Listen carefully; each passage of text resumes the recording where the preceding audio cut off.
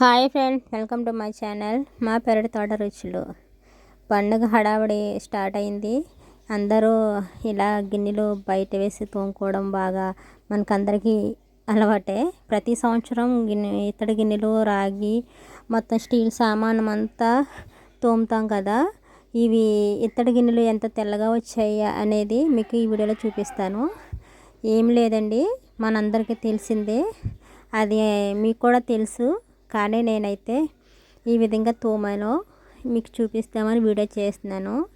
ఈ ఇత్తడి గిన్నెలు తాతల కాలం నాటి, అమ్మమ్మ కాలం నాటి చక్కగా మనం తోముతున్నప్పుడు ప్రతి ఒక్కరికి అనుభవాలు వస్తూ ఉంటాయి. ఈ చిన్న గిన్నెలు కానించి బిందెల వరకు ఇవి అన్నీ మనకు ఒక తీపి జ్ఞాపకాలు. చిన్నప్పుడు ఈ గిన్నె నాది, ఈ గ్లాస్ నాది అనుకునే వాళ్ళం. మీరు కూడా అలా అనుకునే వాళ్ళు అయితే నాకు కామెంట్ చేయండి ఫ్రెండ్. ఇవన్నీ మన అమ్మమ్మలు, నానమ్మలు నాటి చూస్తున్నారు కదా. ఈ బాక్స్లో నేను డబ్బులు దాచిపెట్టుకునేదాన్ని చిన్నప్పుడు. ఈ బాక్స్ అంటే నాకు చాలా ఇష్టం. అలాగే ఇందులో ప్రతీది వస్తువు అనేక అనుభూతులు మనకి చిన్నప్పుడు. ఈ బిందులతో నీళ్ళు మోసేవారు మా అమ్మ, అక్క చిన్నప్పుడు. అసలు ఇట్లాంటి జ్ఞాపకాలు అందరికీ ఉంటాయి. ఈ గిన్నెతో నేను మోసేదాన్ని నీళ్ళు. చాలా దూరం నుంచి నీళ్ళు తెచ్చుకునే వాళ్ళం మేము. ఇవి నా అనుభవాలు.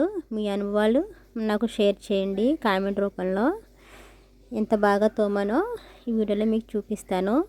ఏమీ లేదండి, తోమడానికి ముఖ్యం. ఇటుక పొడి వేసి తోమాను. ఇటుక పొడి, కుంకుడికాయ, ఇటుక పొడి కుంకుడికాయ వేసి తోమితే అసలు ఎంత బాగా తెల్లగా వచ్చాయో. ఇత్తడి గిన్నెలు తోమాలంటే చేతులు నొప్పి పడతాయి. తోమి చింతపండు, ఇటుక పొడి, కుంకుడికాయ అండి. కుంకుడికాయ లాస్ట్లో వేసి రుద్దితే షైనింగ్ అనేది చాలా బాగా మెరుస్తుంది. అసలు మనకు 1 year వరకు ఆ షైనింగ్ అలానే ఉంటుంది. ఇసుక కుంకుడికాయ వేసి తోమితే ఇంకా బాగా షైనింగ్ వస్తుందంట. ఈ విధంగా తోమని చెప్పింది మా అమ్మగారు. అందుకనే నేను ఇంట్లోకి మొత్తం అన్ని సామాను తోమేసాము. ఇలా ఆరబెట్టేసిన తర్వాత లోపల తీసుకొచ్చి సర్దేసుకున్నాము. మీ అనుభవాలు నాతో షేర్ చేసుకోండి ఫ్రెండ్స్. మీరు కూడా నా వీడియో నచ్చితే కనుక సబ్స్క్రైబ్ అవ్వండి, లైక్ ఇవ్వండి.